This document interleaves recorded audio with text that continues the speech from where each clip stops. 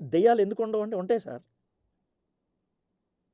బైబిల్లో ఉంది కదా సార్, దెయ్యాలు పట్టిన వాళ్ళని దేవుడు విడిపించడం, దెయ్యాలు ఉన్నాయి సార్. చచ్చిపోయిన వాళ్ళు ఎవరు దెయ్యాలు ఎవరు సార్?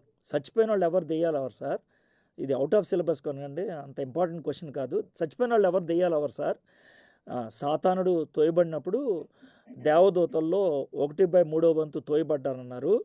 ఆ తోయబడినటువంటి దేవదూతలు దురాత్మలుగా మారి మన పూర్వీకులు ఎవరైతే చచ్చిపోయారో వాళ్ళ పేరు పెట్టుకొని, వాళ్ళ రూపం పెట్టుకొని, వాళ్ళ స్వరం పెట్టుకొని మన దగ్గరికి రావటం జరుగుద్దండి. వాళ్ళని చూసి మన తాతగారు వచ్చారు, మా మామమ్మ వచ్చింది, లేకపోతే ఇక్కడ ఊరేసుకొని చచ్చిపోయిన ఆవిడ వచ్చింది అని చెప్తూ ఉంటారు సార్.